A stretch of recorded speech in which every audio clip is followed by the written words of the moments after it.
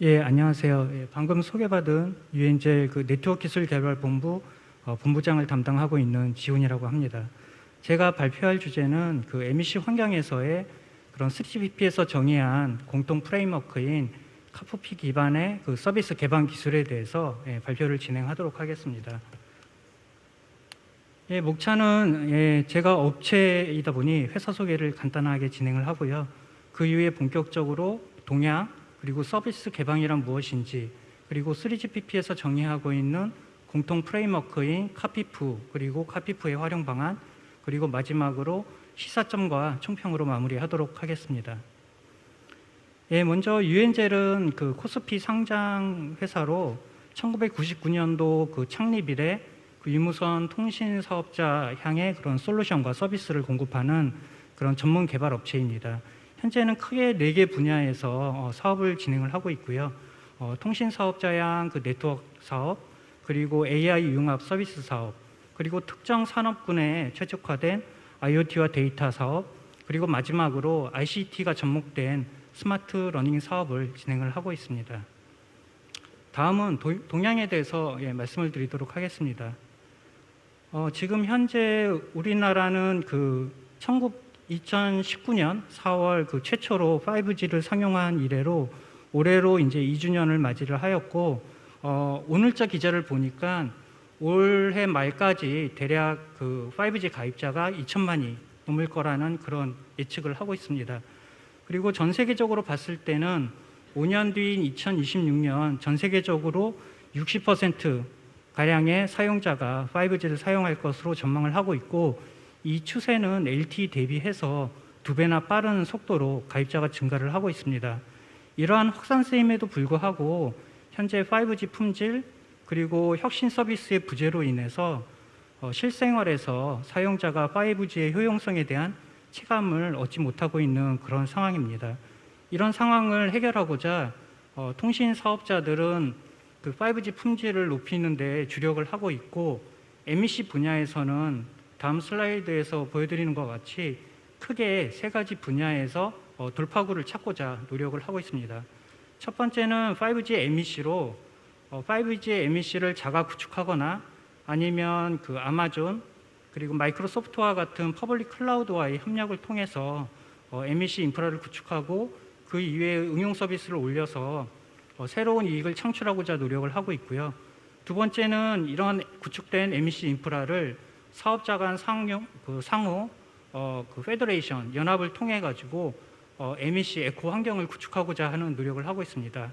그리고 마지막으로는 현재 B2C 시장은 포화 상태이기 때문에 B2B 시장으로의 확장을 위해서 MEC가 기반이 되는 그런 프라이빗 5G 네트워크에 대해서 새로운 신사업 동력으로서 추진하고자 노력을 하고 있는 상태입니다. 그럼 표준 관점에서는 이러한 서비스 기능을 개방하는 데 있어서 표준적으로 어떠한 부분을 정의를 해야 되느냐에 대해서 계속적으로 연구를 진행을 하고 있고요. 3GPP 같은 경우에는 앞서 발표드린 내용들과 같이 SA2, 그다음에 5, 6 그룹에서 NEF든 아니면은 카피프든 엣지 앱이든 이런 MEC 서비스 기술 개방에 대한 그런 표준을 정의를 하고 있고, ETSI에서는 앞서 얘기됐던 것처럼 2014년도부터 MEC 플랫폼에 대한 그런 규격을 정의를 했고, 현재는 페더레이션 관련된 부분에 대한 정의를 진행을 하고 있습니다. 그리고 GSMA에서는 서비스 기술 개방을 통해서 이익을 창출하기 위해 이동통신 사업자 주도로 하여 그런 공통 플랫폼을 정의를 하고 있고, 이 공통 플랫폼이 이제 오퍼레이터 플랫폼이라고 하는 이름으로 새롭게 정의가 되고 있습니다. 그리고 이와 더불어서 5G 자동차 협회에서도 MEC 기반의 V2X 서비스를 정의하고자 하는 이런 노력을 하고 있는데, 보시는 것처럼 각각의 단체들이 각각의 이익에 맞춰서 표준을 정의하고 있다 보니 현재 이러한 다양한 표준들에 대한 구조를 통합하고 그리고 공통된 API를 만들어내는 정리 작업이 필요한 상황이고, 지금 각 표준 단체들 간의 상호 협력을 통해서 이런 구조 통합이나 API 정리 작업을 진행을 하고 있습니다. 다음은 서비스 개방이 무엇인지에 대해서 설명을 드리도록 하겠습니다. 서비스 개방이라고 하는 개념은 요 근래에 나온 개념은 아닙니다. 1900년 그 초에 최초의 그 개방형 API가 개발이 됐지만 연구 단계에 머무르는 그런 수준으로 유지가 되다가 2000년대 후반쯤 돼서 팔레이 그룹, 제인 그룹이라고 하는 그런 개방형과 관련된 그룹들이 그 설립이 되고 이 이후로 본격적으로 이제 개방에 대한 API가 정의가 됐습니다. 이러한 그 혁신적인 개념이나 기술임에도 불구하고 그 서비스 개방이라고 하는 부분이 시장에서 활성화가 되지는 못했고요. 그 가장 큰 요인은 그 개방이라고 하는 것에 대한 그런 시장에서의 준비 부족, 그리고 텔코 중심의 연동 규격이다 보니 너무 규격이 어려워서 그 서드 파티 어플리케이션 서버 쪽에서 접근하기 힘들었던 부분 등으로 인해서 이제 활성화가 되지는 못했습니다. 다음은 이런 서비스 개방에 대한 어떻게 보면 발자취라고 할 수 있는데요. 앞서 말씀드린 것처럼 1998년도에 팔레이 그룹이 설립이 되면서 본격적으로 그 서비스 개방에 대한 규격이 정의가 됐고 엣지나 3GPP와의 협력을 통해서 이제 표준된 그런 API를 정의를 했습니다. 팔레이 같은 경우에는 코바 인터페이스를 사용을 했고 제인 그룹은 자바를 이용을 했기 때문에 서드 파티 어플리케이션 개발자 중에 C나 C++ 그 자바 개발자들을 수용을 할 수가 있었고요. 이를 더 그 진화하는 관점에서 그 웹 개발자들도 수용을 하자라는 취지로 팔레이 X가 정의가 됐었습니다. 그 이후로 이제 활성화가 안 되고 있다가 그 스마트폰의 보급과 OTT 서비스의 그런 부각으로 인해서 텔코에 다시 한번 위험이 이제 발생을 하게 됐고, 텔코 중심으로 그러면 서비스 오리엔티드 아키텍처를 정의를 해보자라는 취지로 서비스 딜리버리 플랫폼이라고 하는 SDP를 정의를 해서 이통사 관점에서의 서비스 개방을 통한 다양한 그런 부가가치가 있는 서비스를 제공하고자 하는 노력을 했고요. 그 이후에 그 LTE로 넘어가면서 IoT가 함께 부각이 되면서 그러면은 네트워크 단에서 IoT를 한번 서비스 개방을 통해서 수용을 해보자라는 취지로 SCF가 정의됐고, 이것이 5G로 진화하면서 NEF로 진화가 됐고요. 그 다음에 MEC를 위해서 이제 엣지 앱이나 실과 같은 그런 표준 규격들이 정의가 됐습니다. 그럼 다음부터는 본격적으로 3GPP에서 정의하고 있는 서비스 개방을 위한 공통 프레임워크인 그 카피프에 대해서 설명을 드리도록 하겠습니다.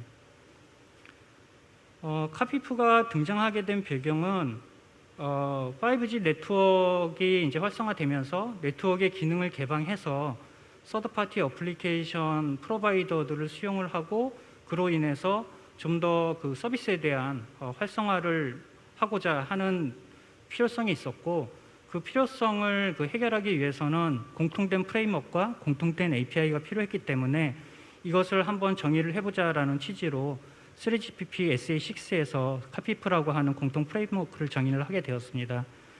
정의 범위에 대해서는 이제 구조적인 측면, 그리고 배치를 어떻게 할 것에 대한 부분, 그리고 실질적으로 서비스를 그 웹으로 그 개방하는 API를 제외한 이런 공통 프레임워크를 구성하기 위한 공통된 API에 대해서 표준으로 정의를 했습니다. 자세한 내용은 뒤에서 계속 설명을 드리도록 하겠습니다. 그래서 3GPP 그 표준 정의에 따른 그 카피프 주요 기능은 API를 실질적으로 그 제공받아서 응용 서비스를 만드는 API 인보커를 막내 등록하거나 해지하는 그런 기능과 API 인보커가 사용할 서비스 API를 퍼블리싱하는 기능, 그리고 실질적으로 그 API를 사용하고자 하는 API 인보커가 내가 어떤 API를 누구로부터 호출을 해야 되는지에 대한 정보를 얻어오는 디스커버리 기능, 그리고 이런 것을 하기 위한 인증과 권한, 그리고 통신을 위한 그 시큐리티 부분에 대한 기능이 정의가 됐고요. 인핸스드 그 카피프에서는 2개 이상의 카피프 간의 연동과 그리고 페더레이션 연합을 위한 그런 규격에 대해서 정의가 됐습니다. 그래서 그 카피프 구조를 이제 보면은 크게 3가지 노드로 구성이 되어져 있는데요. 앞서 말씀드린 것처럼 그 API를 실질적으로 그 받아서 응용 서비스에 활용하는 그런 API 인보커가 있고요. API 인보커는 그 untrusted 도메인에 위치할 수도 있고 trusted 도메인에 이제 위치할 수도 있는 그런 형태입니다. 그리고 이러한 API 인보커에 대한 인증과 권한을 관리를 하고, 그리고 API 인보커가 사용할 수 있는 그런 서비스 API에 대한 레파지토리 기능을 제공을 하는 카피프 코어 펑션이 있고요. 그다음에 실질적으로 API를 외부로 개방을 해주는 API 프로바이더로 이렇게 크게 세 가지 유형의 노드로 구성이 되어져 있습니다. 카피프는 그 다양한 그 배치 모델을 보여주고 있는데요. API 프로바이더를 어떻게 그 배치를 하느냐에 따라서 그림에서 보시는 것처럼 그 중앙 집중식 배치가 가능합니다. 즉 카피프 코어랑 API 프로바이더를 그 하나의 펑션으로 제공을 할 수가 있고요. 이 경우에는 카피프 코어 펑션과 API 프로바이더 간의 그런 인터페이스는 표준에 있는 인터페이스를 준수를 해도 되고, 아니면 실제 솔루션을 구현하는 업체가 내부 인터페이스를 사용해서 구현을 해도 무방한 그런 형태의 그런 구조가 되겠습니다. 그리고 두 번째는 그 분산 배치 구조로서 그 카피프 코어 펑션과 API 프로바이더를 분리를 해서 API 프로바이더를 분산된 형태로 배치할 수 있는 그런 부분이 있고요. 마지막으로는 멀티플 그 배치 모델로 그 하나의 동일한 도메인 내에 여러 개의 카피프가 존재할 경우 그 카피프 코어 펑션을 그 백엔드, 프론트엔드 형태의 그런 구성으로 배치를 할 수가 있고, 백엔드에 위치해 있는 그 카피프 코어 펑션은 그 어떻게 보면 중앙 집중식 그 API를 저장하고 관리하는 그런 레지스터로 동작을 하게 되겠습니다. 다음은 그 API 프로바이더 내에도 이제 API 익스포징 펑션과 API 퍼블리싱 펑션, 그리고 API 매니지먼트 펑션, 이렇게 세 가지 펑션으로 구성이 되어져 있는데, 그 실질적으로 API를 외부로 개방하는 그 API 익스포징 펑션을 어떻게 구성하느냐에 따라서 또 다양한 배치 모델이 나올 수가 있습니다. API 그 익스포징 펑션을 계층적인 구조로 구성을 하고, 실질적으로 API를 제공하는 그런 그 펑션에 대해서 그 토폴로지 하이딩 기능을 제공해주는 이런 그 계층적인 API 배치 모델이 될 수가 있고요. 그리고 이런 API에 대한 권한에 대해서 그 액세스할 수 있는 제어를 실질적으로 하느냐 안 하느냐에 따라서 그 지금 슬라이드에서 나오고 있는 두 개의 형태의 그런 그 배치 모델로 구성을 할 수 있게 되겠습니다. 다음은 카피프 그 표준에서 정의하고 있는 카피프의 그 각 노드 간의 그런 레퍼런스 포인트에 대해서 설명을 드리도록 하겠습니다. 먼저 카피프 1 레퍼런스는 그 카피프 코어 펑션과 그 다음에 실질적으로 API를 활용하는 API 그 인보커 간의 인터페이스고요. 크게 그 세 가지 그 API로 정의가 되어 있습니다. API 인보커 그 매니지먼트 API 같은 경우에는 그 API 인보커를 그 카피프 코어 펑션 내에 그 등록하거나 해제하는 그런 기능을 제공해주고 있고요. 디스커버리 서비스 API는 실질적으로 API 인보커가 사용하고자 하는 서비스 API를 CC 그 카피프 코어 펑션한테 요청을 하고, 그러면 카피프 코어 펑션은 그 API를 제공해주고 있는 API 그 프로바이더에 대한 정보를 그 API 인보커한테 전달해주는 기능을 제공하고 있습니다. 그리고 시큐리티 API는 그 API 인보커와 실질적으로 API를 제공하는 API 프로바이더 도메인 간의 그런 통신에 대한 그런 시큐리티에 대한 그 협상을 하는 그런 기능을 제공해주고 있습니다. 다음은 카피프 3 레퍼런스로 그 API를 실제 그 개방해주는 API 익스포징 펑션과 카피프 코어 펑션 간의 인터페이스입니다. 크게 4개의 그 서비스 API로 구성이 되어져 있고요. 액세스 컨트롤 팔러시 API 같은 경우에는 그 API 인보커가 그 API를 접근하는 데 필요한 그런 정책에 대한 정보를 제공해주는 기능으로, 해당 기능에는 그 서비스 API를 접근할 수 있는지에 대한 인가 정책, 그리고 API를 사용하는 데 있어서의 그런 UCG에 대한 제한 조건들을 획득할 수 있는 그런 기능을 제공해주고 있습니다. 로깅 API, 인보케이션 API는 실질적으로 API가 호출된 그런 정보에 대해서 그 로깅할 수 있는 기능을 제공해주고 있고, 라우팅 인포 API 같은 경우에는 앞서 말씀드린 것처럼 그 API 익스포저 펑션이 그런 계층적인 구조로 이제 구성이 되어져 있을 경우에 실질적으로 API를 제공해주는 그 어플리케이션 그 API 익스포징 펑션을 찾아주는 기능을 제공합니다. 그리고 시큐리티 API 같은 경우에는 그 API 인보커의 그 정보를 조회하거나 변경할 수 있는 기능을 제공을 하는데요. 여기에는 그 실적으로 그 앞서 말씀드린 것처럼 그 API를 호출하는 데 있어서의 그런 유시지에 대한 리밋을 제한을 둘 수가 있는데 특정 API 호출 개수를 초과를 할 경우에 그 API 인보크에 대한 그런 접근 권한을 해지하는 기능도 이 시큐리티 API에서 제공을 해주고 있습니다. 다음은 카피프 4 레퍼런스로 그 API 그 퍼블리싱 펑션과 카피프 코어 펑션 간의 인터페이스로 이 인터페이스를 통해서는 그 API 프로바이더에서 제공하고 있는 그 서비스 API에 대한 그 퍼블리싱 하는 기능을 제공을 해주고 있고요. 카피프 5 레퍼런스는 그 API 매니지먼트 펑션과 카피프 코어 펑션 간의 레퍼런스로 실질적으로 API 프로바이더가 그 API를 개방을 하고 그 개방으로 인해서 본인들한테 어떠한 그런 정보들이 쌓이고 있는지에 대해서 운영 관리할 수 있는 그런 기능을 이 API를 통해서 제공을 해주고 있습니다. 앞서 말씀드린 것처럼 3GPP 카피프에서는 그 실질적으로 API를 개방해주는 노스바운드 인터페이스에 대해서는 정의를 하고 있지는 않고요. 왜냐하면 API 인보커를 어떠한 그 네트워크 노드로 매핑을 하느냐에 따라서 실질적으로 API 인보커한테 그 제공해주는 그런 API가 달라질 수 있기 때문입니다.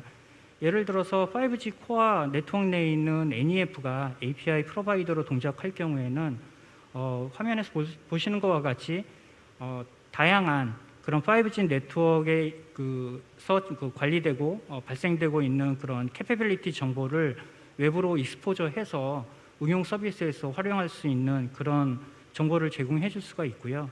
3GPP에서 정의하고 있는 MEC 쪽에 엣지 앱이나 실 같은 경우에는 그 MEC 환경에 있는 응용 서비스가 활용할 수 있는 API들을 제공을 해주고 있고 역시 그 엣지의 MEC에서도 그런 MEC 응용 서비스가 활용할 수 있는 그런 다양한 정보들을 API 형태로 제공을 해주고 있습니다.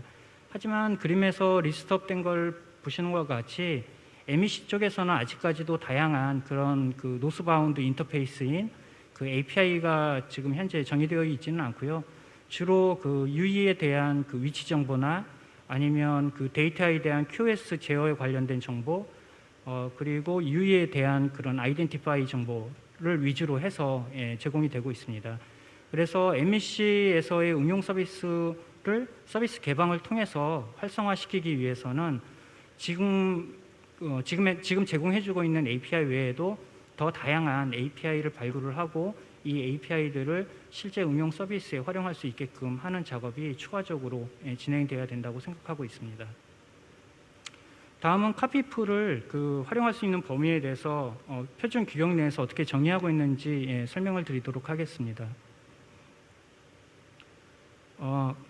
실제 그 SA6에서는 미션 크리티컬 그 서비스를 먼저 정의를 했고 이 서비스를 제공하기 위해서 서비스 프레임워크가 필요했기 때문에 카피프 그리고 실, 엣지 앱을 정의를 했습니다.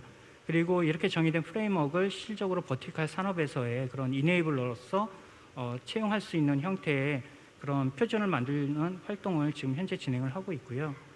3GPP에서는 그 코어 네트워크 익스포징 하는 부분에 있어서 SCF나 NEF를 카피프와 접목하는 그런 형태의 모델을 제시를 하고 있고 이네블러 레이어에서는 엣지 앱이나 MBMS 그리고 V2X 앱과 그 카피프 구조를 접목시키는 형태의 그런 표준을 정의를 하고 있습니다. 먼저 NEF 같은 경우에는 그 NEF를 어떻게 배치하느냐에 따라서 빨간색으로 표시한 부분과 같은 그 부분에 NEF가 배치가 될 수가 있고요. 그다음에 엣지 앱에서도 그 엣지 이네블러 서버, 실질적으로 API를 익스포저하는 엣지 이네블러 서버를 어느 부분과 그 카피프의 어느 노드와 매핑하느냐에 따라서 다양한 배치 방법이 있을 수가 있습니다. 그리고 V2X 같은 경우에도 카피프 코어 펑션을 기반으로 해서 실질적인 VTX 어플리케이션을 수용할 수 있는 방법에 대해서 카피풀을 도입하는 형태의 그런 모델을 제시를 해주고 있고요. 그래서 실질적으로 그 SA6에서는 다음과 같은 이런 큰 빅피처를 가지고 있고, 카피풀 코어 펑션을 기반으로 해서 다양한 버티컬 산업군을 서비스 개방을 통해서 수용하고자 하는 그런 형태의 활동을 지속하고 있습니다. 그리고 엣지에서도 역시 그 MEC 네트워크 정의에 있어서 카피프와의 그런 매핑하는 그런 작업을 진행을 해주고 하고 있고요. 그다음에 GSM의 오퍼레이터 플랫폼도 노스바운드 인터페이스와 아니면 오퍼레이터 플랫폼 간의 페더레이션을 위한 그런 인터페이스에 대해서도 카피프 개념을 도입하는 것에 대해서 스터디를 진행하고 있는 상황입니다. 마지막으로 시사점 및 총평으로 마무리를 하는데요.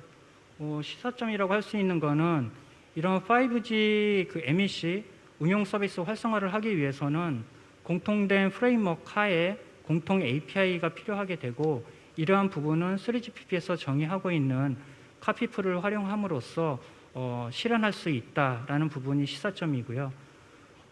마지막으로 말씀드리고 싶은 거는 이러한 부분을 하기 위해서는 이 통사 막내에 있는 다양한 네트워크 정보를 표준, 국내 표준이든 국제 표준을 준수하는 형태로 외부로 개방함으로써 실질적인 MEC 응용 서비스에 대한 에코 환경을 구축할 수 있을 것이라고 생각을 하고 있습니다. 예, 이상으로 발표를 마치도록 하겠습니다. 네, 좋은 발표해 주신 지훈 본부장님께 큰 박수 부탁드리겠습니다.